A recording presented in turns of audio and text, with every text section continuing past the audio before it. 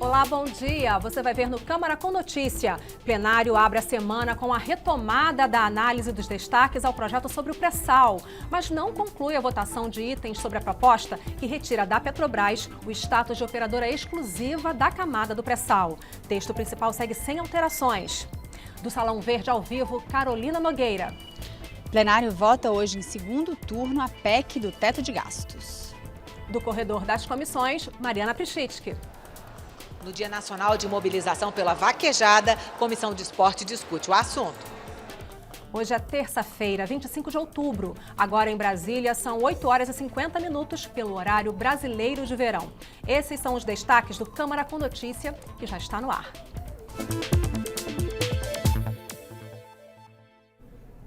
O plenário avançou na votação dos destaques à proposta que desobriga a Petrobras de participar da exploração de todos os blocos do pré-sal.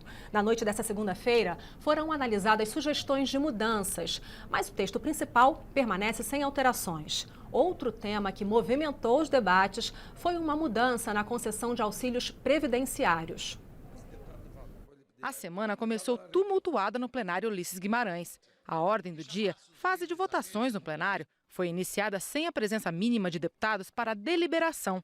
Na pauta anunciada, uma medida provisória sobre benefícios previdenciários, como auxílio-doença e aposentadoria por invalidez. Houve muita contestação diante da determinação da mesa em abrir a discussão da MP. O governo tem todo o direito de querer votar o que quiser, tem que pôr número no plenário, se ganhar, ganhou, se perder, perdeu.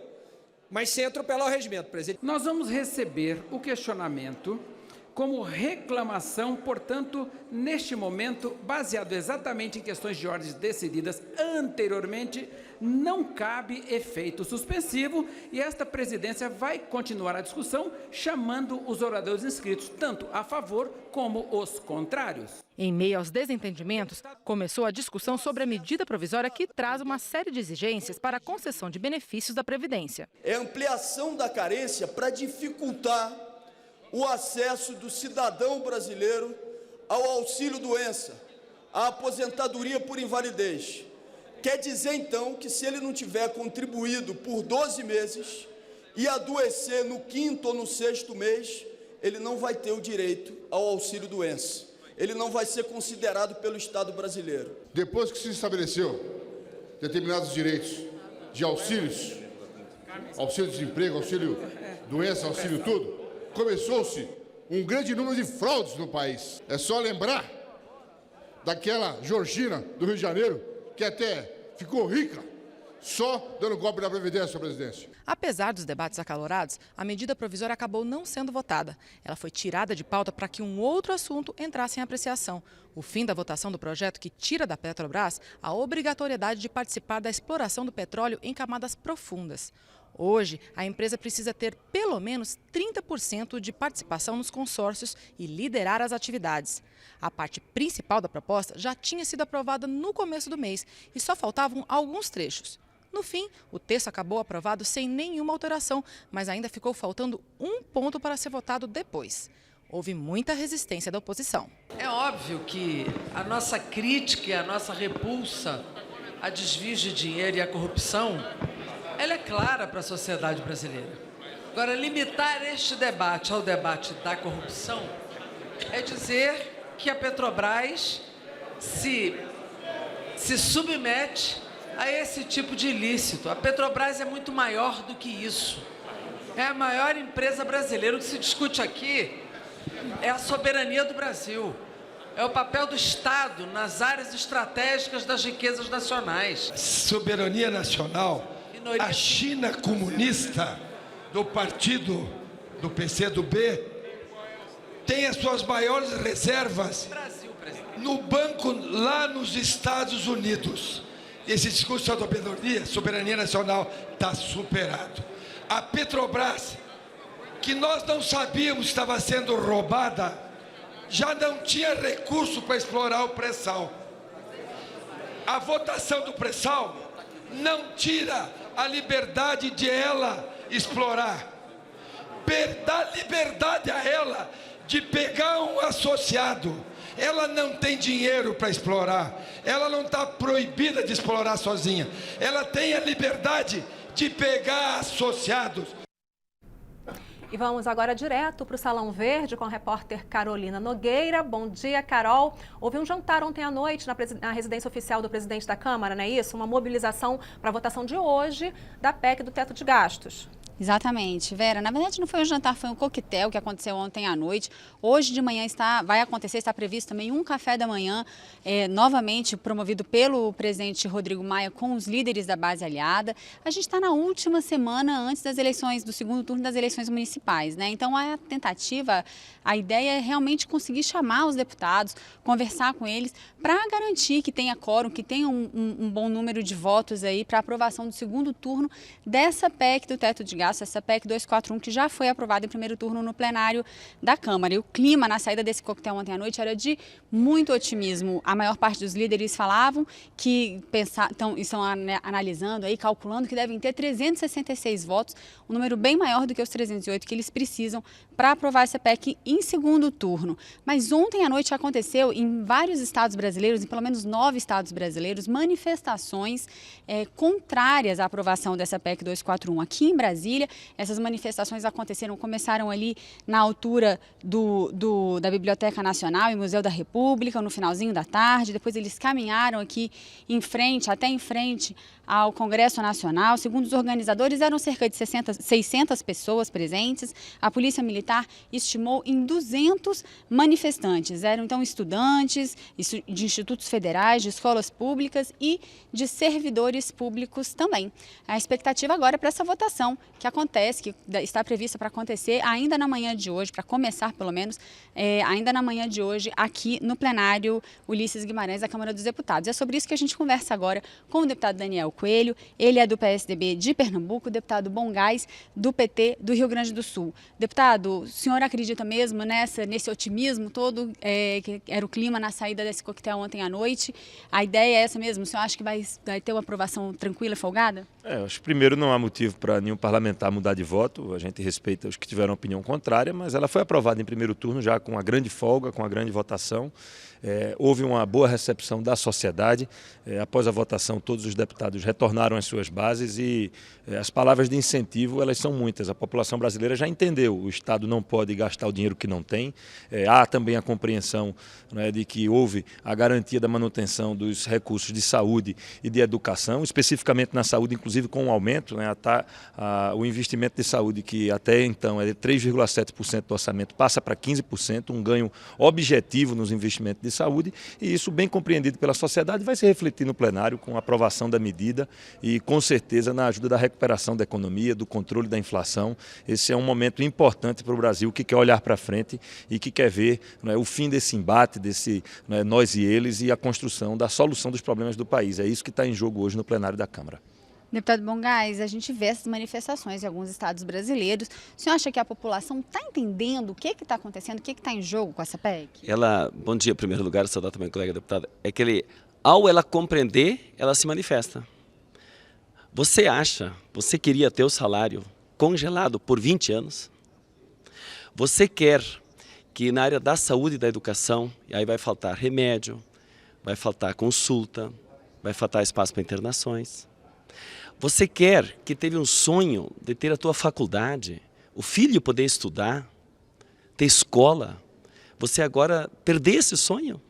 Porque durante 20 anos vai ficar congelado. E o que é congelar? É só reajustar pela perda. Então, você só vai corrigir a perda. Você não pode aumentar, você não pode melhorar. Isso não é só na educação e na saúde. As pessoas estão compreendendo. Parece que os únicos que não compreenderam são os deputados, que vão votar a favor. Você tem, por exemplo, um agricultor. O agricultor vai pegar um financiamento, o grande ou o pequeno. O PSI, que é o Programa de Sustentação de Investimento, o agricultor familiar. O financiamento ele faz com o banco, mas o subsídio que ele ganha é com o recurso do governo, do Estado. Isso vai estar congelado. Então, todos esses temas, fica realmente difícil nós podermos achar que alguém acha positivo isso. Porque se fosse cobrar a parte maior dos gastos públicos, que é com juro, é pagar os ricos, os bancos, se nisso o governo também colocasse um limite, o Temer, isso até seria interessante. Então, vamos então começar por lá, com quem tem dinheiro. Mas o governo Temer começou com os pobres e deixou os rentistas e os banqueiros sem nenhum controle. A hora que o povo compreender, ele vai cobrar mais. Ele já está indo na rua se manifestar. Muitas ocupações, muitas manifestações em escolas. Os institutos federais tecnológicos são mais de 1000. Claro que isso não ganha repercussão, porque isso não interessa. O governo, quando ele diz que ele quer tirar o Brasil do vermelho, ele na verdade quer tirar do vermelho a grande imprensa, enfim, empresas que não estavam recebendo recursos. Então, ninguém está divulgando muito isso. São mais de 1000 escolas ocupadas pelos jovens. Será que os nossos filhos não estão compreendendo? Eles estão compreendendo. Parece que quem não compreendeu ainda são os deputados. Vamos ampliar esse debate, porque a repórter Mariana Pichit está nesse momento com o relator dessa proposta de emenda à Constituição, o deputado Darcísio Peronde. Mariana, bom dia. Bom dia a todos. A Câmara já está bastante movimentada. O deputado Darcísio Peronde vai falar para a gente, então, deputado, sua expectativa para essa votação da PEC 241. O senhor que é relator, aprova, o senhor estava bem otimista com relação ao placar. E eu precisava que o senhor esclarecesse, deputado, também, sobre a questão de dinheiro para saúde e educação, se vai ficar congelado ou não. Bom dia. Bom dia a todos da TV. Sim, essa PEC é a PEC da esperança, é a PEC da reconstrução, é PEC do óbvio, de cuidar. O dinheiro que é nosso, o dinheiro público, mais do que está no nosso bolso. O país está semi-quebrado, a carestia pegando. Nós temos que mexer com o país. A pior tragédia são os 12 milhões de desempregados, que vai aumentar. Caiu a receita per capita de todos, a renda per capita nos últimos 2 anos. 4 milhões de brasileiros voltaram para a pobreza. Então precisa ser enfrentado. A PEC é um dos instrumentos mais previsíveis. Em relação à sua educação, todos os ministérios e todos os outros órgãos, é tudo o que gastaram e mais a inflação. Então não diminui, não há corte. O gasto público vai ser controlado pela inflação e não a gastança que foi feito antes, que o PT não sabe somar e não sabe ler. Agora, a saúde e a educação tem um privilégio constitucional, é uma preciosidade, tem o piso. Então, vai ser aquele dinheiro igual aos outros órgãos, mais a inflação, mas tem uma porta, uma escada. Do piso pode subir. Então, o piso nós faremos que nós aumentamos o dinheiro. E eu, como relator, e o Michel, como presidente, nós conservamos o piso que está na Constituição. Então, todos os brasileiros, o dinheiro da saúde vai aumentar acima da inflação, o piso é o nosso instrumento. Na educação, o Fundeb, Salário de Educação, FIES, ProUni estão fora, o dinheiro das prefeituras e estados estão fora. Então, essa educação, o dinheiro só vai aumentar. E o Congresso fica empoderado, porque agora o orçamento não vai ser de mentira, não vai ser inchado. O governo mandava uma proposta irreal, nós aqui botávamos um montão de coisa, aí depois o governo cortava, atrasava tudo, piorava para todos. Agora, o orçamentário vai acompanhar o financeiro. E o Congresso fica com mais força para ver se vai botar dinheiro mais na saúde e na educação, como vai pôr, ou vai botar dinheiro na defesa ou no transporte. Né? Então, os deputados e senadores vão ficar mais empoderados com um orçamento verdadeiro que todo o Brasil queria.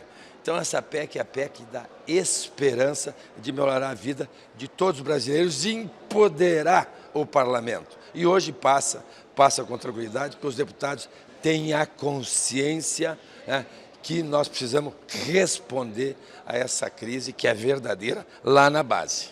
Ok, deputado Darcísio Peronde, relator da PEC 241, obrigada pela entrevista. Vamos voltar para o Salão Verde com a Carol Nogueira e os deputados. Obrigada, Mariana. Deputado Bongás, todo mundo já está dando meio como certa a aprovação aqui na Câmara. No Senado parece que também não vai haver uma grande dificuldade. Como é que a oposição espera conseguir lidar com essa nova realidade do país a partir de agora, dessa nova situação?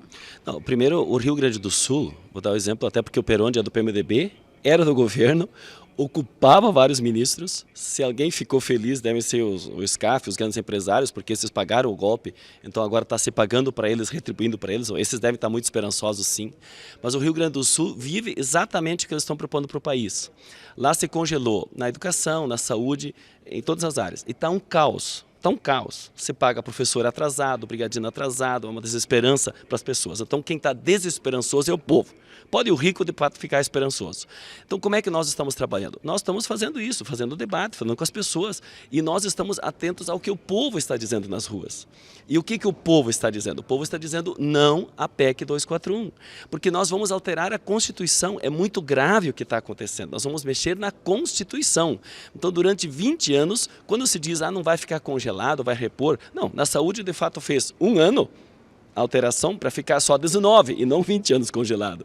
Então os estados vão sofrer, os municípios vão sofrer, quem produz vai sofrer. Vocês imaginem se o salário mínimo, e a própria Fundação Getúlio Vargas diz isso, se lá de atrás o salário mínimo fosse só reajustado da forma como o Temer e o relator agora estão propondo e os deputados querem aprovar, o salário estaria em 440 a 500 reais. Menos de 500 reais. Hoje está em 880, ainda é pouco. Agora você imagina o comerciante do seu município, o comércio, vendendo só a cada trabalhador, indo comprar por 500 reais e não 880. Porque a lógica do reajuste nosso, com o nosso governo, pensando no povo, pensando no emprego, pensando no desenvolvimento, foi aumentar acima da inflação. E isso permitiu um aquecimento. Então todo mundo vai sair perdendo. Todos vão sair perdendo. Então o governo vai fragilizar os serviços públicos, os serviços sociais, o desenvolvimento desse país, o emprego, que na verdade no último período nós tivemos sempre um emprego muito baixo. Esse desemprego aumentou, sabe desde quando? Quando pela 4ª vez a oposição perdeu no voto, porque esse projeto não tem apelo popular e portanto só com golpe, só pelo atalho, não foi pelo voto, quando a Aécio Neves, na época, disse, a partir de agora, quando a Dilma ganhou pela 4ª vez, nós votamos 4 vezes o nosso projeto, ele disse, nós vamos obstruir no Congresso Nacional esse projeto, ou seja, não respeitou a vontade popular. E aí se confundiu a questão econômica com a questão política permanentemente e isso criou um ambiente para exatamente prejudicar a economia do país. É isso que nós estamos falando. E agora vem as medidas. Vem essa, ontem foi vendido o pré-sal, agora vai vir ainda a reforma trabalhista, para o cara se aposentar só aos 65, 70 anos, a reforma trabalhista e previdenciária, Então, na verdade, é um conjunto de medidas que vão prejudicar o país. E é sobre isso que nós vamos continuar lutando, debatendo com os deputados, com os senadores e com a sociedade. É bom que todo mundo possa se manifestar. Deputado Daniel, como é que o senhor responde essa crítica que a oposição coloca de que isso é um limite para os investimentos, mais que o recurso para a economia, para pagamento de juros, que nada disso tem algum tipo de teto previsto? Como conversar com a população sobre isso, sobre que vai ter teto para o investimento, mas não vai ter teto para esse tipo de gasto financeiro? A população ela já conhece o formato que o PT faz política, o terrorismo que eles fizeram ao longo dos tempos, votaram contra a Constituição, votaram contra a Lei de Responsabilidade Fiscal, ficaram contra o Plano Real. Todos os momentos decisivos do Brasil, o PT sempre ficou contra.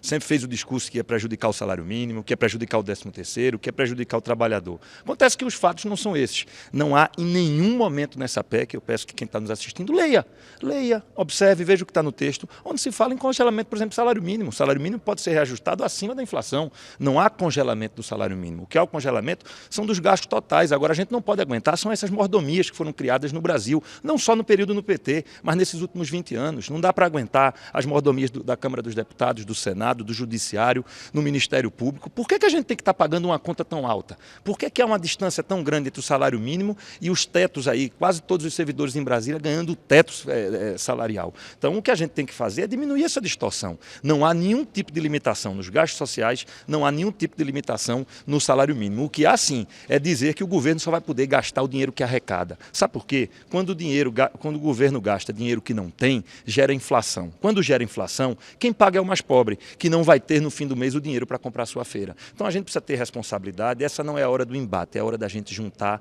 é a hora de pensar no futuro. É a hora de tirar o Brasil do buraco que está colocado. A gente está com um déficit imenso. Até 2012, o PT, quando governou nas mesmas premissas econômicas da época do governo de Fernando Henrique e do PSDB. Por isso que naquele período a economia brasileira cresceu. A partir de 2013, preocupado exclusivamente em ganhar a eleição de 2014, o PT começou a criar déficit, começou a gastar mais do que arrecadava e colocou o Brasil na atual situação. Esse ano são 170 bilhões de déficit. Quem vai ter que pagar essa conta? Quem vai ter que pagar, infelizmente, é a sociedade brasileira. Nós não temos como fabricar dinheiro, então nós vamos ter que cortar. O grande desafio do Congresso, nosso e da oposição, vai ser garantir que esses cortes ocorram exatamente onde tem que ocorrer, nas mordomias e nos excessos, e não nos gastos sociais, e não exatamente no que é repassado à população mais carente. Então esse é o desafio que nós vamos ter, não só esse ano, o orçamento vai ser debatido e discutido aqui na Câmara, mas também nos anos seguintes.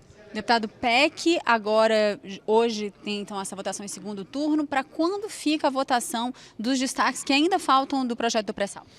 Olha, a ideia é concluir amanhã, na semana que vem, e aí a gente vai seguindo. As votações elas têm que ocorrer no ritmo de normalidade, como tem acontecido. A oposição, no direito dela, faz a obstrução, faz o contraponto e faz o debate, e cabe aos deputados do governo trabalharem para aprovar as matérias. O que a gente espera é que até o fim do ano as matérias mais relevantes, concluir a questão do pré-sal, que pode resgatar o investimento para a Petrobras, a conclusão da PEC 241 e de outras matérias relevantes ocorram até o final do ano, ajudando aí a gente construir em 2017 um ano com uma recuperação econômica, que eu acho que é isso que todos nós queremos, independente de estarmos na oposição ou no governo. O povo brasileiro está pedindo a recuperação da economia e a volta dos empregos. O que a gente está vivendo é um momento de grave crise, não só econômica, mas principalmente de crise social. Quando a crise econômica vem, quem paga é o cidadão que está em casa procurando emprego e não acha. Deputado Bongás. Eu só quero dizer, a sua pergunta foi muito inteligente, mas ela não foi respondida. A pergunta sua é a seguinte: a oposição diz que o governo só cobra dos direitos sociais, das pessoas, dos pobres, políticas públicas, e não cobra dos ricos. Então, leiam a 241. Está lá escrito: congelar para a educação, para a saúde, todas essas consequências que nós já explicamos, mas nós queríamos que o governo colocasse um limite também para os banqueiros, para o juro. 45% do que é gasto é para pagar rentista. O que é rentista? Quem tem dinheiro, não com trabalho, aplica, compra títulos. Para isso o governo paga. A sua pergunta foi inteligente. O que o governo responde sobre isso? Não teve resposta, porque não tem resposta. Ele não faz limite para os ricos e os banqueiros. Então, na verdade, é isso. Neste momento a oposição diz o seguinte: nós temos que juntar para desenvolver o Brasil. Não é mais eles e nós. Mas quando nós estávamos no governo, era a oposição diuturna para tentar fragilizar. O Cunha era o grande comandante. Aliás, o Cunha, todos queriam ele, somos milhões de Cunhas, todos abraçaram o Cunha. Quando ele fez o serviço de afastar injustamente a presidenta Dilma, agora até o Cunha, que era o homem deles, eles abandonaram. Então, nós temos que refletir sobre isso. O país está numa situação muito grave. Nós estamos vendendo patrimônio público. Nós vamos congelar salário.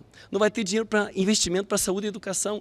E a pergunta é inteligente: por que o banqueiro não foi taxado? Leem a 241. Não vai ter uma vírgula taxando o rentista e os ricos. Deputado Bongás, deputado Daniel Coelho, muito obrigada pela participação de vocês aqui com a gente. A gente volta ao estúdio com a Vera. Eu vou direto para o corredor das comissões com a Mariana Prechitsky, que tem hoje a agenda das comissões nessa manhã de terça-feira, não é isso, Mariana? Está cheio de movimentação aí, não é isso? É isso mesmo, Vera. Várias comissões têm reuniões marcadas para a votação de projetos, são as reuniões deliberativas das comissões permanentes, mas também há várias audiências públicas, seminários, assuntos diversos sendo tratados aqui agora pela manhã. A Comissão de Desenvolvimento Urbano, por exemplo, segue no segundo dia do 4º Seminário Internacional Mobilidade e Transportes, pensando as cidades do futuro, um dos assuntos mais importantes, um dos maiores problemas das metrópoles brasileiras, essa questão do deslocamento. A Comissão de Seguridade Social e Família vai fazer uma audiência pública para discutir a utilização de biotecnologia para o combate ao mosquito Aedes aegypti. Já a Comissão de Constituição e Justiça vai fazer também uma audiência pública agora pela manhã para discutir um projeto que permite à Anatel, a Agência Nacional de Telecomunicações, alterar a modalidade de licenciamento de serviço de telecomunicações de concessão para autorização. A comissão especial que analisa o projeto que trata da carreira da Receita Federal deve se reunir hoje e pode votar o relatório final do deputado Wellington Roberto. Além disso, está previsto para o início previsto para o início da tarde a instalação da comissão especial que vai discutir novas mudanças nas regras eleitorais e políticas, a nova comissão da reforma política aqui na Câmara. Vera. Obrigada, Mariana. E em audiência pública, na Comissão de Trabalho, sindicalistas criticaram a proposta de reforma da legislação trabalhista como alternativa para frear o desemprego, que já atinge 12 milhões de brasileiros.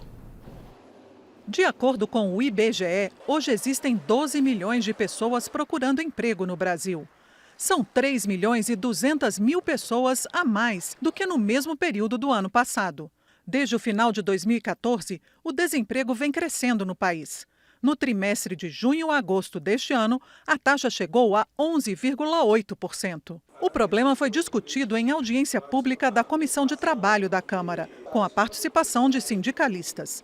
Para os representantes dos trabalhadores, a ideia de promover uma reforma na legislação trabalhista para combater o desemprego não é boa. As pessoas estão vendendo dificuldade para colher facilidade para o seu empreendimento. Nós temos que investir na construção civil, nós temos que voltar a discutir na linha branca, nós temos que voltar a discutir a questão do turismo no Brasil. Os participantes também criticaram a política econômica do governo. Como é que se aumenta o juro e reduz os gastos? Isso não vai dar crescimento. O ideal era gastar para gerar emprego, para produzir e juros baixos para continuar facilitando financiamento, compras.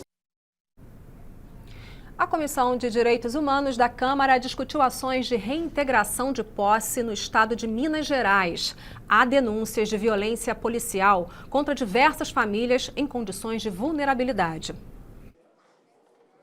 O debate foi proposto pelo deputado Padre João, do PT de Minas Gerais e presidente da Comissão de Direitos Humanos. De acordo com o parlamentar, no estado de Minas Gerais, famílias carentes que ocupam terrenos e prédios urbanos abandonados porque não têm moradia são frequentemente ameaçados. Durante a reunião, foi exibido um vídeo de um confronto recente entre a Polícia Militar e famílias que seriam despejadas de um complexo de favelas em Belo Horizonte.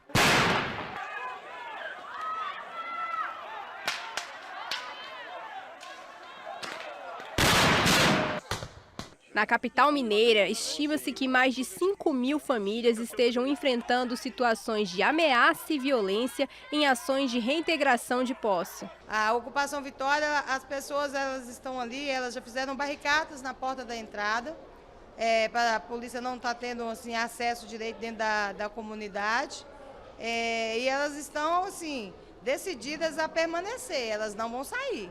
Ela já falou que se for para poder ficar sem a casa delas, não tiver alternativa digna, elas preferem morrer do que ir para a rua. A legislação exige que você faça o despejo apenas depois de que se garantir para onde as populações serão despejadas devem estar. Tem muita criança, por isso que eu acho fundamental que a Câmara dos Deputados passe a monitorar o processo com uma interlocução com o governo do estado para que haja uma solução compatível com a necessidade daquelas famílias, daquelas crianças que estão ameaçadas. Tem uma década aí, né, de um movimento urbano potente, né, de pessoas sem casa, famílias sem teto, que estão ocupando terrenos ociosos, imóveis abandonados, né, propriedade que não cumprem a função social e que essas famílias, então, a partir do momento que elas entram nessa propriedade, elas conferem essa propriedade uma função social e garantem para si um direito básico que o Estado brasileiro deveria provê-las, que é o direito à moradia. O deputado Padre João disse que a realização da audiência e a pressão exercida pelas famílias permitiu que o diálogo com o Estado fosse retomado. A presença também do governo federal aqui, ela possibilitou a retomada das negociações, porque determinadas ocupações vai precisar de recursos para a parte de infraestrutura. Então, o Ministério da Cidade, com as mesas de negociação do governo federal, acho que viabiliza e é um instrumento importante para anexar nos autos, seja no judiciário, para não ter essa pressão da justiça no sentido de que as polícias executem essa reintegração de posse. Então, acho que cumpriu o objetivo essa audiência pública. A Comissão de Constituição e Justiça da Câmara aprovou uma proposta que pode ajudar a prevenir casos de doping involuntário de atletas. Com o objetivo de proteger os atletas brasileiros e evitar casos de doping não intencional, a proposta estabelece a exigência de inclusão de advertência na embalagem e na bula dos medicamentos, alertando para a existência de substâncias consideradas doping no esporte. O médico especialista em medicina esportiva, Dr. Carlos César Schleicher, realçou a importância do projeto. É importante que essas substâncias elas estejam mais que nunca evidentes, mesmo que para a população em geral, que aquela substância tem uma intercorrência, existe uma probabilidade da pessoa ser, vamos dizer, flagrada com algo que não é permitido ser utilizado ou ingerido. O relator na comissão explicou o motivo da proposta. O médico, ou então o mesmo atleta, se automedicando, não sabe dos componentes da bula que contém o medicamento e vindo prescrito na bula. Isso aí fica muito mais fácil para o atleta se identificar, até mesmo o médico ao prescrever. Então é isso o âmago do projeto. Olha, a proposta está em análise em caráter conclusivo. Já foi aprovada pelas comissões da Câmara e agora aguarda a análise do Senado. E olha, os deputados também debateram um outro tema que envolve a prática de esportes. O assunto dessa vez foi o MMA, que já é regulamentado como prática desportiva no Brasil. Apesar disso, representantes do esporte afirmaram em audiência pública que estão preocupados com a realização de eventos clandestinos, que colocam em risco a integridade dos atletas, dos árbitros e até mesmo do público. O MMA é reconhecido como esporte desde 1996. Inclui golpes de lutas em pé e no chão. O problema é que as regras estabelecidas pela Comissão Atlética Brasileira muitas vezes não são respeitadas pelos organizadores de eventos esportivos de MMA. Isso tem causado acidentes graves durante as lutas, muitas vezes irreversíveis. O MMA é uma prática desportiva segura.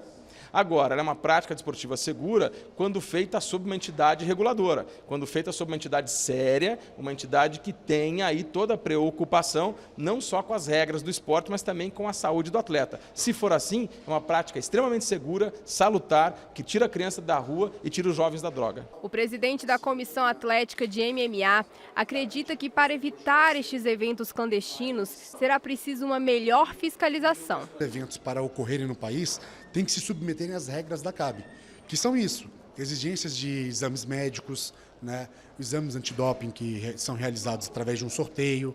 Então, a gente tenta seguir de uma forma, Stephanie, que o esporte em si não sofra interferência de terceiros que venham a prejudicar, porque não tem uma visão profissional do esporte, entendeu? É uma questão, uma visão muito amadora, sem a preocupação à saúde do atleta, o respeito ao público, então a integridade dos próprios promotores de eventos.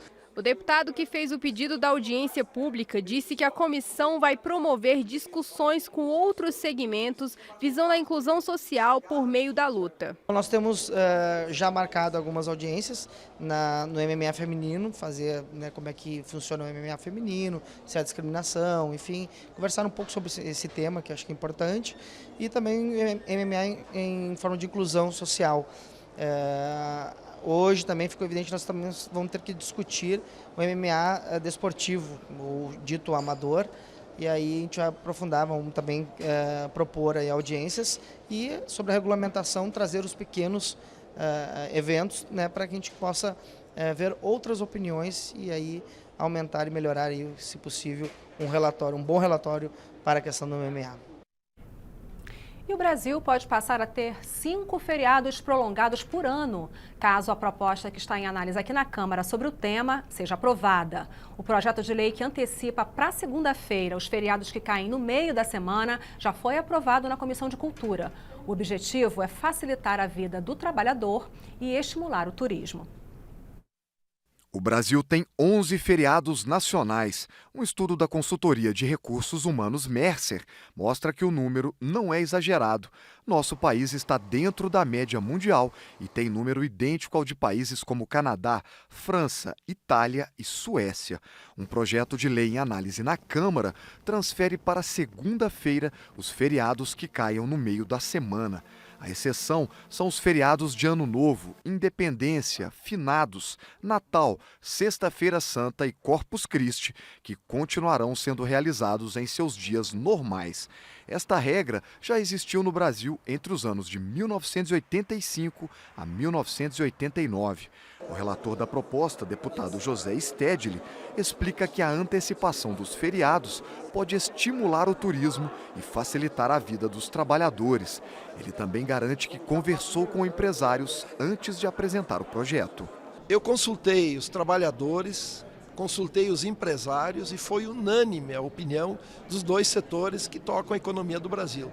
Todos eles acham que antecipar para segundas-feiras traz um benefício econômico para a nação e benéfico para os trabalhadores, porque favorece quem quer passear e usar o feriado como uma data prolongada do final de semana. O presidente da Câmara de Dirigentes Lojistas do DF reconhece que o projeto pode ajudar o setor de turismo, mas ele é contra a proposta, pois acha que a antecipação do feriado para segunda-feira acabaria criando feriadões prolongados, prejudiciais ao comércio. Ele é prejudicial ao comércio, porque justamente você vai colocar um feriado que vai estimular muito mais os consumidores a saírem daqui para consumir em outras cidades, né?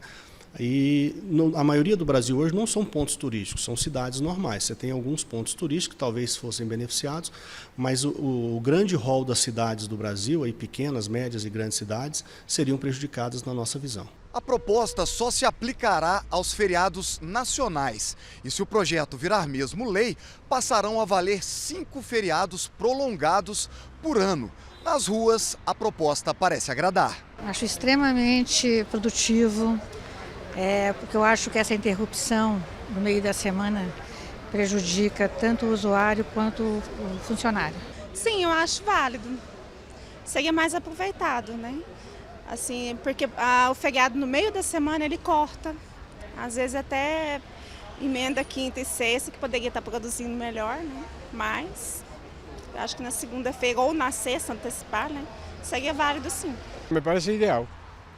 Em minha terra sempre é assim. Eu sou argentino e em Buenos Aires sempre se passam para segunda-feira. O presidente da CNI concorda com a proposta. Ele explica que muitos feriados caem na terça e na quinta-feira, o que acaba provocando o chamado enforcamento da segunda e da sexta-feira, prejudicando o processo produtivo das empresas. Se nós tivéssemos um processo de transferir a comemoração dos determinados feriados, não todos, obviamente, o Natal não pode mudar de dia, por exemplo, certo?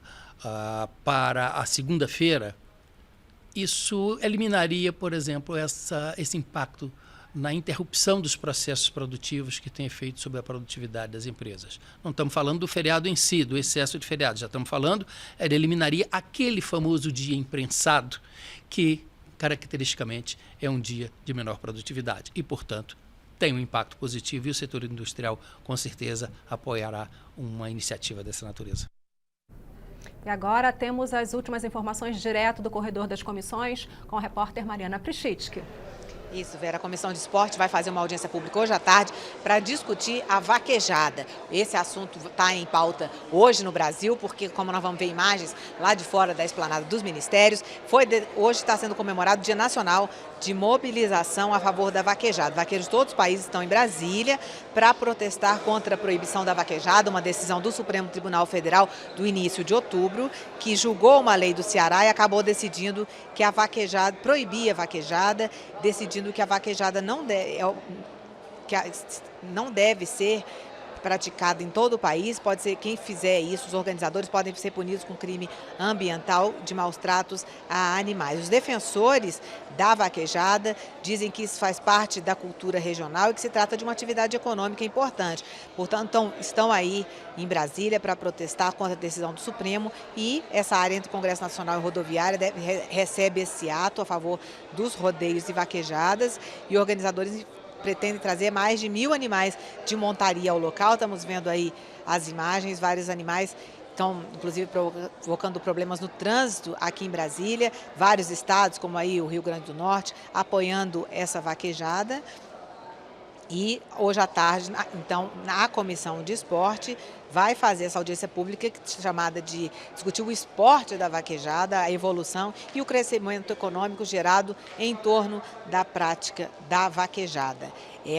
A vaquejada é uma tradição cultural nordestina, na qual um boi é solto em uma pista e 2 vaqueiros montados a cavalo tentam derrubá-lo pela cauda.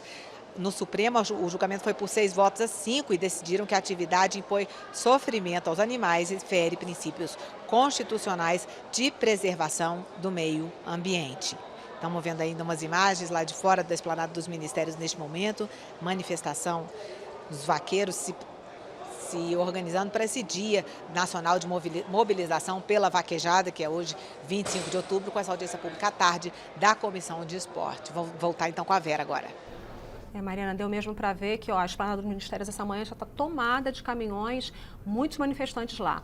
E vamos agora então para o Salão Verde, a Carol Nogueira tem mais informações de lá. Na verdade, a expectativa para o dia hoje aqui no plenário Ulisses Guimarães. Daqui a pouquinho tem início essa sessão solene em comemoração aos 30 anos do Tribunal Regional do Trabalho da 15ª Região em Campinas, São Paulo. Na sequência, então, tem a sessão extraordinária que deve analisar em segundo turno a PEC do teto de gastos, a PEC 241. Existe a possibilidade de que, sendo concluída tranquilamente esse segundo turno da votação da PEC, os deputados voltem hoje ainda a analisar o último destaque que falta do projeto, que já teve o seu projeto principal aprovado e que agora está na fase de análise de destaques, o projeto que quebra o monopólio da Petrobras na exploração do pré-sal. Só falta um destaque para ser analisado ainda pelos deputados. Vera. Obrigada, Carol. E esta edição do Câmara com Notícias está chegando ao fim. Nós podemos voltar a qualquer momento durante a nossa programação com mais informações para você. Hoje é terça-feira, 25 de outubro. Neste momento em Brasília, 9h30, pelo horário brasileiro de verão. Para você, um ótimo dia.